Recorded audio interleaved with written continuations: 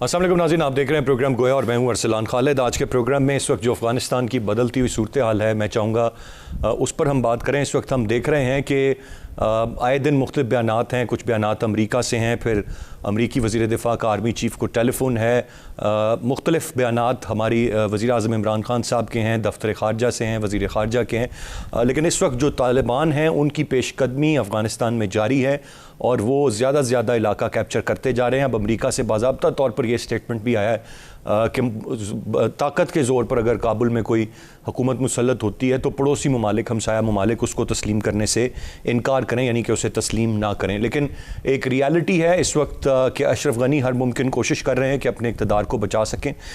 उन्होंने Afghan army chief वली अहमद ज़ई को उनके ओहदे से बरतरफ़ किया और हैबतुल्लाह को न्याज़ सिपह सलार मुकर्रर किया।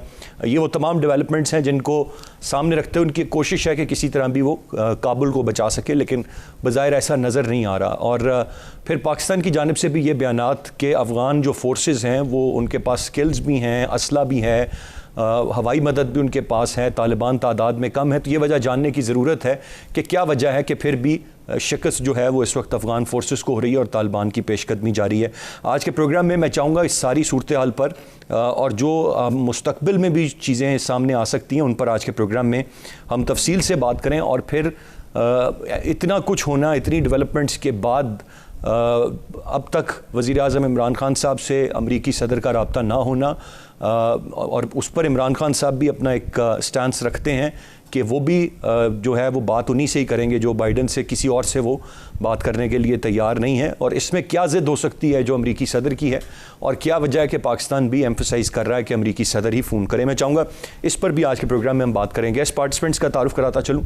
हमें स्टूडियो में ज्वाइन किया है अब्दुल्ला गुल साहब ने, सीनियर तज्ज़ियाकार हैं, बहुत शुक्रिया आपके वक्त का। जनरल रिटायर्ड गुलाम मुस्तफ़ा साहब सीनियर तज्ज़ियाकार हैं, हमारे साथ वीडियो लिंक पर मौजूद हैं। और नासिर बेग चुगताई साहब हमें कुछ ही देर में वीडियो लिंक पर ज्वाइन करेंगे। जनरल साहब, मैं गुफ्तगू का आगाज़ आपसे करूँगा।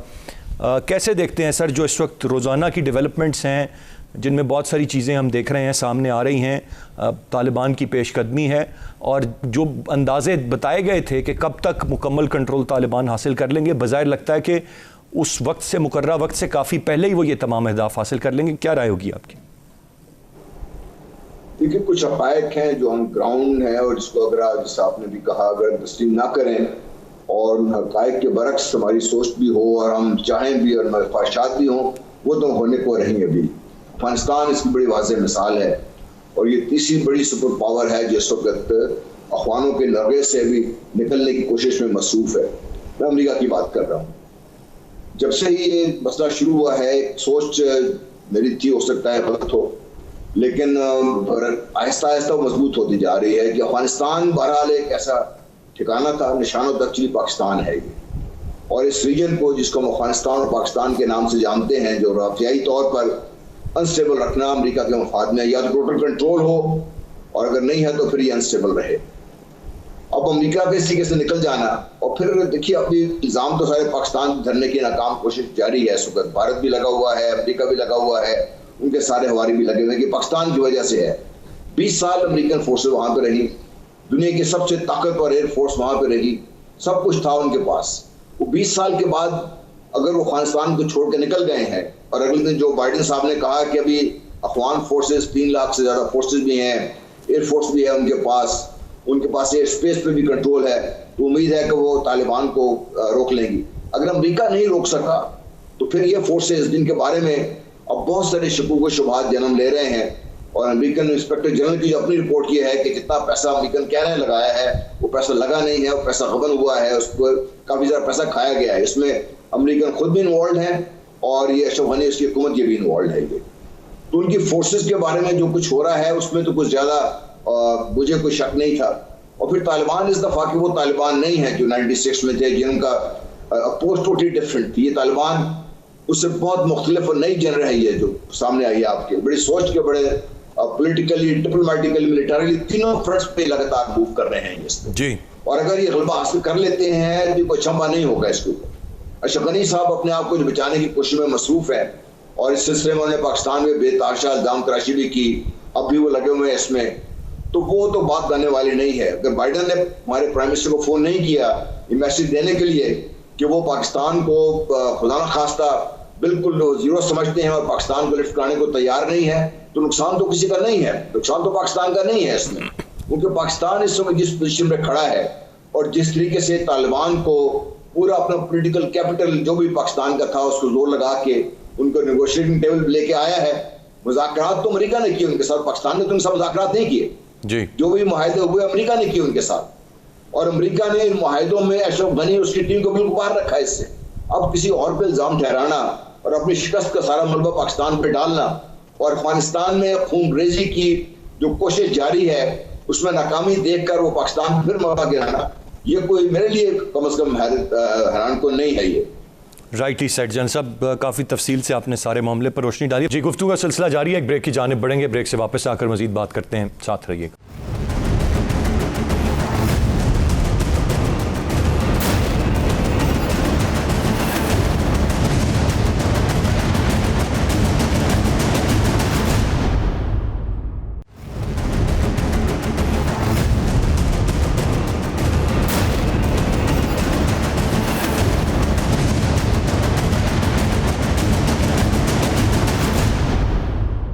Welcome back. अब्दुल्ला गुल साहब, आप कैसे देखते हैं ख़ास तौर पर ये जो डेवलपमेंट है कि कल की खबर आई कि भारत ने अपना आखिरी सफारतखाना भी वहाँ पर बंद कर दिया है, अपने अमले को बुलाने के लिए जहाज़ भेज दिया। अभी ज़्यादा पुरानी बात नहीं है, चंद एक हफ़्ते पहले तक तो वो जहाज़ भेज रहे थे जिनमें असला आ रहा था, अब उनके लोग भी वहाँ से जा रहे हैं। ये मज़ीद स्टेक्स कोई अपने भारत यहाँ पर रखेगा या बस अब भागने का वक्त है भारत के? बिस्मिल्लाहिर्रहमानिर्रहीम। देखें, भारत का तो एक बड़ी वाज़ेह बात थी, क्योंकि दो तीन चीज़ें बड़ी अहम हैं, और सबसे बड़ा अहम यह है कि एक कुछ अर्सा कबल, आपको याद है पिछले प्रोग्राम में हम बात कर रहे थे कि किस तरीके से कंधार के अंदर हमला हुआ, और वाहिद जो सफारत खाना जिसके ऊपर तालिबान ने अभी तक हमला किया किसी भी गैर मुल्की पे, वो भारत है। तो जो चहमगोइयाँ ये हो रही थी कि नहीं वो खुफिया दोवल से मुलाकात हुई है तालिबान की, वो इस तरह से वो अपना जो है पाकिस्तान को उन्होंने खैरबाद कह दिया है, जो प्रोपोगेट किया जा रहा था वो तो दम तोड़ गया। भारत के जो 5 कौंसल खाने थे और 1 सफारत खाना था, वो अब आप देख लें कि उसका क्या फ्यूचर है। भारत जो है वो अमेरिका के कंधे पे सवार जो है अफगानिस्तान में अपना एक मुकाम हासिल करना चाह रहा था, और भारत और इसराइल। लेकिन अब्दुल्ला साहब, बात तो ये नहीं थी कि अमेरिका भारत को इस खित्ते का पूरे का चौधरी बनाने के चक्कर। ये तो देखिए ना, ग्लोबल पुलिसमैन का तो इस खित्ते का भारत जो है वो उसका तो किरदार था, लेकिन वो किरदार तब था जब अमेरिका बहादुर यहाँ मौजूद होता। अमेरिका के ना जाने के लिए आपको याद है कि इसराइल और भारत ने एड़ी चोटी का जोर लगा लिया कि किसी तरीके से ये यहाँ फंसे रहें, लेकिन जब जनरल मैटिस आया 5000 ट्रुप्स मांगने के लिए, तब तो भारत ने इनकार कर दिया कि हम नहीं देंगे आपको अफगानिस्तान के लिए, क्योंकि वो कॉन्फ्लिक्ट को अपने मुल्क में बढ़ाना नहीं चाहते थे, और वो ये नहीं चाहते थे कि तालिबानाइजेशन जो है वो थ्रू कश्मीर अब जो भारत के दीगर इलाकों में है वहाँ पहुँच जाए, जो कि अब रोक नहीं सकते वो। लेकिन इसके अलावा देखिए, जनरल साहब ने भी यहाँ बहुत अच्छी बात की कि निशाना पाकिस्तान है। 9/11 का अगला दिन था। अरसलान खालिद साहब, आप याद है मेरे वालिद साहब जनरल हमीद गुल, उन्होंने एक तारीखी जुमला कहा था कि 9/11 बहाना, अफगानिस्तान ठिकाना और पाकिस्तान असल निशाना है। आज वो बात जो है वो हमें खुल के नज़र आ रही है। जो बाइडन का वज़ीर आज़म से बात करना या ना करना ये एक और बात है, मेरे ख्याल में इस पर इसरार भी नहीं करना चाहिए, लेकिन वजूहात जो आपने शुरू में बयान की, वजूहात उसमें यह है कि अली जहांगीर काजी साहब जो हमारे सफ़ीर थे वहाँ, और कुछ और लोग जो हुकूमत में हैं, मैं नाम नहीं लेना चाहता, वो उन्होंने बाकायदा वहाँ मुसलमानों का वोट जो है वो डोनाल्ड ट्रंप साहब को दिलवाने की कोशिश की। बाइडन साहब ने बाकायदा उनको पैगाम भिजवाया कि यह आप अच्छा नहीं कर रहे, आप ये काम ना करें, लेकिन वो ना माने। नतीजा ये हुआ कि वो आज हमारी हुकूमत में भी अच्छी पोजीशंस के ऊपर हैं, और आज बाइडन साहब इस बात को लेके बैठ गए हैं। दूसरी बात, बाइडन साहब की इंतज़ामिया में तकरीबन 19 ऐसे अहम तरीन ओहदे हैं जो भारतीय निजात लोगों के इख्तियार में हैं, उसमें से वाइट हाउस तक एक्सेस उन लोगों को मौजूद है। तो जाहिर है भारत जो है अपने लॉबियस्ट को इस्तेमाल करते हुए पाकिस्तान और अमेरिका के दरमियान में एक रखना डालेगा। लेकिन साथ ही साथ चीन की बात है। अब चीन जो है वो एक अहम किरदार अदा कर रहा है, इस खित्ते के अंदर उभर रहा है, और पाकिस्तान उसके साथ खड़ा है। अफगानिस्तान के हवाले से क्योंकि चीन को मालूम है कि वस्ती एशिया की तिजारती मंडियों में उसने पहुंचना है और वो एक पुरअमन अफगानिस्तान के बगैर नामुमकिन है और पुरअमन पाकिस्तान के बगैर भी नामुमकिन है। अब जो हमने कॉन्फ्रेंस देखी दुशंबे में, वो 60 ममालिक की, अगर वो पड़ोसी ममालिक जिस तरह बाइडन साहब कह रहे हैं कि आप उनको तस्लीम ना करें, ये ऐसे ही बात है कि कौवे के कोसने से गाय कभी नहीं मरा करती।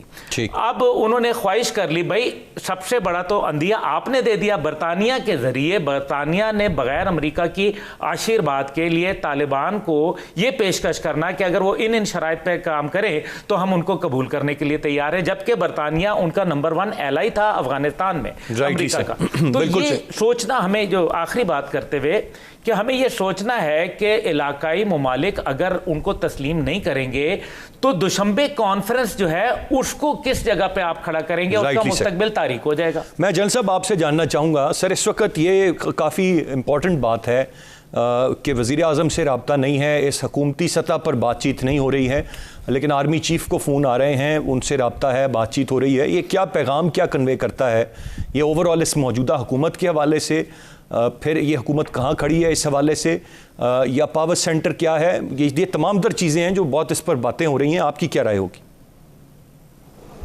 देखिए, मैं जिस तरीके से देख रहा हूँ, मुझे लगता है इसमें मुझे कोई शक नहीं है कि अमेरिकन की हमेशा से कोशिश रही है दुनिया को बताने के लिए कि पाकिस्तान में, और ये भारत की प्रोपेगेंडा भी है कि पाकिस्तान में the army calls the shot, लेकिन आर्मी ने पूरी कोशिश करके हुकूमत को सपोर्ट करके, हुकूमत की पॉलिसी को सपोर्ट करके, वो पीटीआई की सपोर्ट नहीं कर रही। Let's be very very clear, वो हुकूमत को सपोर्ट कर रही है। और हुकूमत चाहे इमरान खान साहब की थी या नवाज शरीफ साहब की थी, जो हुकूमती इक़दामात थे आर्मी ने हमेशा ही उनको सपोर्ट किया, अब भी आर्मी सपोर्ट कर रही है। और जो अमेरिका की कोशिश ये है जो बताने की, दूसरी जो चीज़ देखिए बड़ी वाज़ेह है, अभी अब्दुल्ला बात कर रहे थे, अमेरिका का मसला क्या है? अमेरिका का मसला ये है कि पाकिस्तान घुटने टेक दे, क्योंकि जब तक पाकिस्तान किसी के साथ खड़ा नहीं होगा, उस मुल्क अफगानिस्तान में इन्फ्लुएंस रहना या उधर से निकल जाना, दोनों ही बहुत बहुत मुश्किल हो जाते हैं इस सिलसिले में। फिर आज जो दोहा में कॉन्फ्रेंस हो रही है, जिसमें आप देखिए भारत तो है नहीं वहां पे, अमेरिका के साथ और कौन बैठा हुआ है? रूस बैठा है, चीन बैठा है, पाकिस्तान बैठा है। इन तीनों ममालिक की जो यहाँ पे इस रीजन में जो इंटरेस्ट हैं वो पीस की है। कोई मुल्क भी इन तीनों में से नहीं चाहता कि ये खिता डिस्टेबलाइज हो, अफगानिस्तान हो, इसके जरिए सेंट्रल रिपब्लिक्स हों या इसके जरिए इसको इस्तेमाल किया जाए चीन, वेस्टर्न चाइना को डिस्टेबलाइज करने के लिए, वो कोई मुल्क भी ये नहीं चाहता। इसलिए अमेरिका को एट दैट लेवल जो मैं बात कर रहा हूँ, ऑब्वियसली सुपर पावर है, इस वक्त उसको डिफीट करना इतना आसान नहीं है, लेकिन at the certain level America इस वक्त एक किस्म की आइसोलेशन का शिकार है जब वो दोहा में बैठ के ये बात कर रहा है। तो अमेरिका को भी ये बात माननी पड़ेगी कि तालिबान को तस्लीम तो उन्होंने कर लिया, अब वो जो मर्जी कहते रहे, दोहा में जब उन्होंने साइन कर दिए डॉक्यूमेंट्स के साथ, तो कह दिया उनको, तो उन्होंने तस्लीम कर लिया। चीन ने एक डिफेक्टो रिकॉग्निशन चीन ने भी दे दी उनको, रूस पहले ही उनको होस्ट कर चुका हुआ है, ईरान तालिबान पहुंच चुके हुए वहां पे। तो अब ये सब कुछ जो हम ये देख रहे हैं, इसमें पाकिस्तान बड़ा वाज़ेह एक स्टैंड भी है पाकिस्तान का, और मैं ये समझता हूं कि तालिबान भी इस बात को अच्छी तरह समझते हैं, क्योंकि उन्होंने बारहा इस चीज़ का इरादा किया है कि हम इस दफ़ा पावर को मोनोपोलाइज नहीं करना चाहते। ये वो सबसे बड़ी गलती थी जो 96 में उन्होंने करने की कोशिश की और बहुत नुकसान उठाया अफगानी लोगों ने। दूसरा, अगर अफगानिस्तान डिस्टेबलाइज रहता है और अफगानिस्तान में खूनरेज़ी जारी होती है तो नुकसान किसके? अफगान तो शहीद हो रहे हैं इसमें, लेकिन सबसे ज्यादा नुकसान इस वक्त जो मेन स्टेक होल्डर्स हैं तालिबान का होगा इसमें।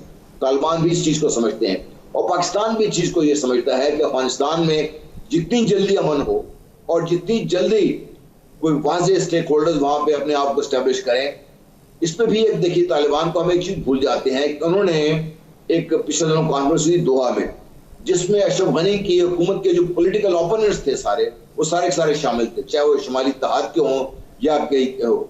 तो तालिबान ने इन वे अशरफ गनी की जो हुकूमत है या जो भी इसको आप कह लीजिए, उसको आहिस्ता आहिस्ता आइसोलेट करना शुरू किया हुआ है।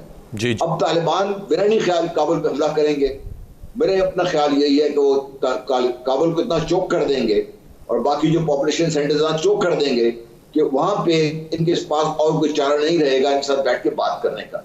और ये वो बात उस वक्त होगी, अब अगर बात कर ले तो इनके पास अब भी शायद मौका है, जैसे जैसे दिन गुजरते जा रहे हैं और तालिबान का गलबा मजबूत होता जा रहा है, बावजूद इसके एक अमेरिकन एयर सपोर्ट अभी भी इनको हासिल है, तो तालिबान एक इस पोजिशन में आ जाएंगे कि फिर वो अपनी ताकत के जरिए बात मनवाएंगे नेगोशिएटिंग टेबल पर भी बैठकर। वो तो अब मौका है, इस मौके को हाथ से जाने देना बिल्कुल अमेरिका का भी है, अशरफ का भी है, और इस खित्ते का नुकसान तो होगा ही होगा इसमें। राइट सर, साहब एक ब्रेक की जानिब में बढ़ूंगा सर, पॉइंट आ गया जी सर, मैं एक ब्रेक की जानिब बढ़ूंगा, ब्रेक से वापस आकर इस पर मजीद बात करते हैं, साथ रहिए।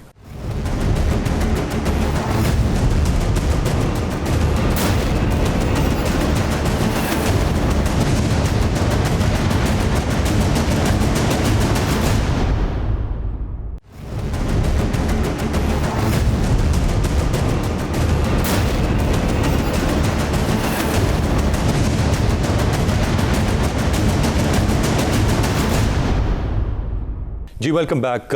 अब्दुल्ला गुल साहब, ये जो अमेरिका का ये कहना है कि पड़ोसी काबुल में मुसल्लत होने वाली हुकूमत को तस्लीम ना करें, ये किस हद तक मुमकिन हो पाएगा? और क्या सिर्फ ये अमेरिका ने तो बयान दे दिया, अब तमाम तर ममालिक खुद मुख्तार हैं क्या फ़ैसला करते हैं क्या नहीं करते हैं, या कहीं ना कहीं डिक्टेट कर पाएगा अमेरिका और ऐसा होगा कि तस्लीम नहीं करेंगे? और अगर तस्लीम नहीं करते, जिस तरह से अफगानिस्तान एक लैंडलॉक्ड कंट्री है, तो उसके लिए फिर बड़े मसाइल, अवाम के लिए बड़े मसाइल वहाँ पर पैदा हो जाएंगे। अमेरिका जो है वो एक रिसीडिंग सुपर पावर है। अमेरिका का जो डिक्टेशन है वो अभी इस पोजीशन में नहीं रहा कि डिक्टेशन दे।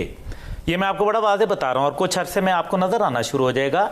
आप ये देख लें कि ओबामा की हुकूमत थी और उसने कोएलिशन सपोर्ट फंड में $4 बिलियन मांगे थे।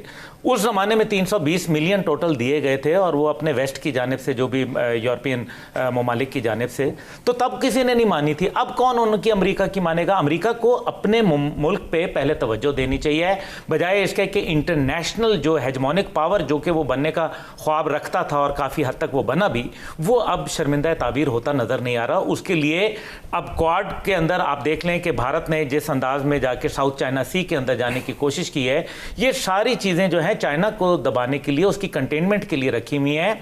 America has lost interest. अब जो वो हमले कर रहा है वो सिर्फ गोंगलुओं पे से मिट्टी झाड़ने के लिए कर रहा है कि जी देखें हम तो दे दिया। अब जिस एरियल सपोर्ट की वो बात कर रहे हैं, भाई आपने कौन से जहाज दिए हैं? क्या आपने उनको F-18 हॉर्नेट्स दिए हैं? क्या आपने F-22 रैप्टर्स दिए हैं उनको? तो फिर आपने क्या उनको ड्रोन टेक्नोलॉजी दी है? क्या आपने उनको जो है स्टेल्थ टेक्नोलॉजी दी है? तो फिर ऐसा तो कुछ नहीं दिया। तो फिर आप तालिबान के पास तो ऐसी ना एरियल सपोर्ट थी, ना कुछ और था, ना उनके पास सरफेस टू एयर मिसाइल थे। उसके बावजूद वो ये जंग अमेरिका से कैसे जीत गए हैं, हमें ये सोचना चाहिए। अब जो खिताई ममालिक जिनके ऊपर वो तवज्जो दे रहा है और वो कह रहा है कि जी वो ममालिक तस्लीम ना करें, ये मेरे ख्याल में एक दीवाने का ख्वाब तो हो सकता है, ये मुमकिन नहीं होगा, क्योंकि जब चाइना इस एरिया में डोमिनेट कर रहा है। आप देख लें कि क्या सेंट्रल एशिया को तिजारत नहीं करनी, पाकिस्तान का सी पैक कॉरिडोर और गवादर पोर्ट नहीं इस्तेमाल करना, वो कौन सा और अल्टरनेट करेंगे? भारत को जो है वो ये कंफ्यूजन का शिकार है। भारत ये समझ नहीं पा रहा कि हम तो अमेरिका की कश्ती में सवार थे, अब वो उसको सुराख हो गया, अब हम कहां जाएं? रूस से वो पहले ही दूर हो चुके थे और अब पाकिस्तान रूस के करीब आया। चीन के जरिए चीन ने हमारी दरमियान में मुआवनत की। जो अहम तरीन नुक्ता है जिसके ऊपर हमें मेरे ख्याल में तालिबान से इंगेजमेंट रखनी चाहिए, वो ये है कि वो सूबे जो निमरोज़ है या हिलमंद है या हिरात है, आखिर ये सूबे तालिबान के अभी कंट्रोल में है। तालिबान अफगानिस्तान की बात कर रहा हूँ। तो फिर तहरीक तालिबान पाकिस्तान और दहशतगर्दी के वाक़यात में पाकिस्तान में रोज़ बरोज़ इजाफा क्यों हो रहा है? कहीं ऐसा तो नहीं कि इंटरनेशनल कुव्वतें जो हैं जानबूझ के पाकिस्तान को कॉर्नर करने के लिए, पाकिस्तान पे दबाव बढ़ाने के लिए दहशतगर्दों को आए दिन कभी कोयटा में कभी किसी जगह पे वो भिजवा रहे हैं? और उनका ये नेटवर्क जो है क्या भारत नहीं चला रहा था? क्या भारत का कुलभूषण यादव को आपने फांसी दे दी अभी तक? तो ये बातें हमें बहुत गौर तलब हैं कि ये जूं जूं तालिबान विक्ट्री की तरफ जाएंगे तू जो है वो मामलात खराबी होंगे। लेकिन तालिबान की सोच के ऊपर, जैसे जनरल साहब ने फरमाया, देखिए तालिबान अपनी इस्लामी थॉट से अलहदा नहीं हो सकते, और सवाए मिसाक के मदीना एक वाहिद मॉडल है जहां मुसलमानों ने बज़ाहिरन एक कमज़ोर मुआहदा तश्कील दिया, लेकिन ताकत की पोजीशन पे दिया। वो ताकतवर थे, तो तालिबान जब भी कोई बात करेंगे तो वो बज़ोरे ताकत के ऊपर फिर मामला करेंगे। और जहां तक काबुल की बात है, मैं समझता हूं कि 31 अगस्त तक जो है आपको बहुत सारी चीज़ें क्लैरिटी आ जाएगी, क्योंकि अशरफ गनी साहब की तमाम फैमिली पहले ही हिजरत कर चुकी है अफगानिस्तान से, और आखिरी अमेरिकन सोल्जर जो है उसके जाने से कबल शायद अशरफ गनी साहब चले जाएं। अशरफ गनी साहब नहीं सर, बहुत से और भी जिनके अरसलान साहब, पाकिस्तान के लिए सिर्फ एक मशवरा है, मेहरबानी करें कि अगर वजारत खारजा ने कोई बात करनी है तो वो करते रहें तर्जुमान की हद तक। बाकी पाकिस्तानी जितने भी हमारी लीडरशिप है वो अफगान मामले के ऊपर फिलहाल अपनी जिनका नहीं बनता। फवाद चौधरी साहब जैसे कल बोल रहे थे, मैं जरा सिचुएशन क्लियर हो जाए, मैं जरा जनरल साहब से क्विकली जान लूं, ये दफ्तर खारजा के तर्जुमान की जानिब से कहा गया कि अफगान फोर्सेस कमजोरी की वजूहात जानना बहुत ज़रूरी है।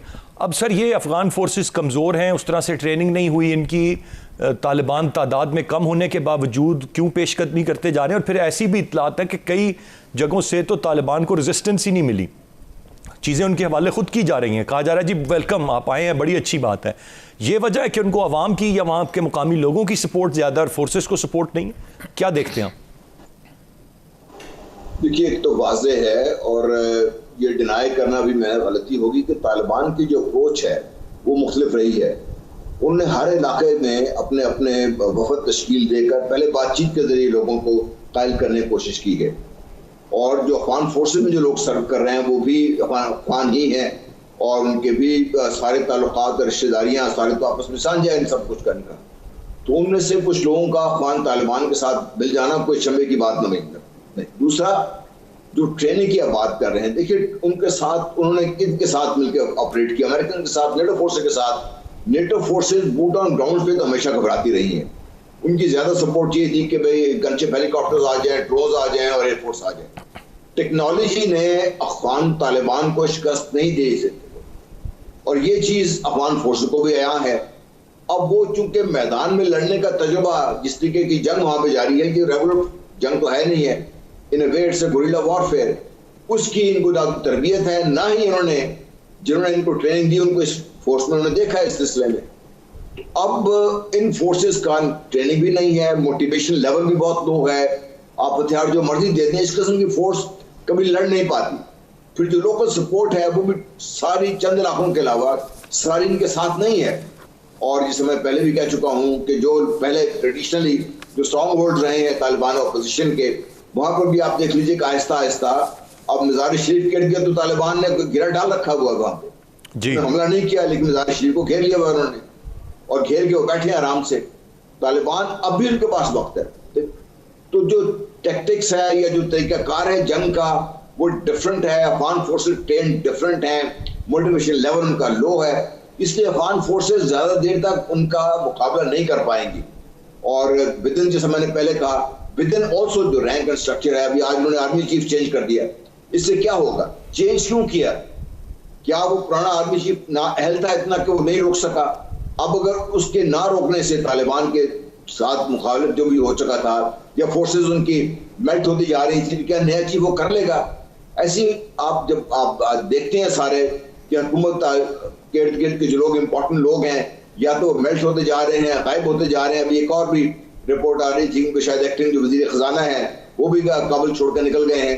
तो ये जब एक माहौल एक ऐसा बन जाता है, और ज़हनी तौर पर जब आप देखते हैं कि शिकस्त खा चुके हैं, अमेरिका शिकस्त खा के यहाँ से निकल चुका हुआ है, उनके बयानात को आप एक तरफ रहने दें, और ग्राउंड सिचुएशन ये है। तो वो जो तालिबान जो मुखालिफ ये जो अफगान फोर्सेस खड़ी हैं, तो उनका भी तो देखिए ना, वो भी तो ये चीज़ें सारी देख रहे हैं सारी। तो ये कलेक्टिवली एक मोरल डाउन होना और सारी चीज़ें हैं। बिल्कुल आपने दुरुस्त फरमाया। क्विकली गुलशन, मैं जानना ये चाहूँगा कि ये जो दोहा मुज़ाकरात हैं जिसमें पाकिस्तान रूस बाद में हिस्सा बनेंगे, पहले दूसरे फरीकैन है, इसका क्या मुस्तकबिल है? और ये कोई मीनिंगफुल एक्सरसाइज है या यूजफुल एक्सरसाइज? नहीं, मेरा नहीं ख्याल कि इसकी कोई ऐसी कोई मीनिंगफुल एक्सरसाइज होगी। सिर्फ ये है कि तालिबान आपको कॉन्फिडेंस में ले लेंगे और वो अपने एक वाज़ेह हिकमत अमली आपके सामने रखेंगे। लेकिन वो बात तो अब ख़त्म हो गई कि मिल के एक मखलूत हुकूमत बनाए, क्योंकि इसमें अमेरिका भी नाकाम हो गया, उसके अंदर दीगर दुनिया के ममालिक भी नाकाम हो गए। मखलूत हुकूमत को तो आप भूल जाएँ। दूसरी बात यह है कि तहफ़्फ़ुज़ात, मैं समझता हूँ तहरीक तालिबान पाकिस्तान के हवाले से तहरीक तालिबान अफ़गानिस्तान को कुछ मजबूत रवैये इख्तियार करने पड़ेंगे, जैसे उन्होंने दाइश के ख़िलाफ़ किए थे, और हमें इसके तहफ़्फ़ुज़ात हैं। वरना इस किस्म की कार्रवाइयाँ जो हैं पाकिस्तान में, दहशतगर्दी की कार्रवाइयाँ जो हैं वो बहुत सारे शकूक को जन्म दे सकती हैं। तो ये एक अहम है। दूसरा अमेरिका के साथ इंगेजमेंट है। अमेरिका के साथ इंगेजमेंट बात यह है कि वो चाहे आर्मी चीफ को फ़ोन करें, चाहे वो वज़ीर आज़म को करें, बात यह है कि हमारे पैसे उन्होंने जो देने थे $700 मिलियन कोएलिशन सपोर्ट फंड का, वो क्यों नहीं दिया। और फिर अहम बात यह है कि ये सारा अमल करने के लिए क्या अफगान नेशनल आर्मी को अमेरिका पैसा दे रहा है। ये बात तो पूरी दुनिया में कहीं किसी की खबर ही नहीं पड़ी कि कितने पैसे दिए। तो ये they will melt like American soldiers who were chocolate cream soldiers, जो कि अफगानिस्तान की गर्मी में पिघल गए जैसे चॉकलेट पिघल जाती है। इसी तरीके से तालिबान जो है रफ एंड टफ है, वॉर हार्डन्ड है, और उन्होंने बड़ा एब एंड फ्लो देख लिया। And they are wise. उनकी जो मिलिट्री टैक्टिक्स है, उन्होंने दुनिया की सबसे ताकतवर सुपर पावर के साथ वो लड़े हैं। उनकी मिलिट्री टैक्टिक्स के ऊपर ना जाएं आप। नहीं, वो तो there is no doubt on that. बहुत शुक्रिया अदा करना चाहूँगा दोनों रिस्पेक्टेबल गेस्ट का। आज के प्रोग्राम से इतना ही। अरसलान खालिद को इजाज़त दीजिए। अल्लाह ने के बाद।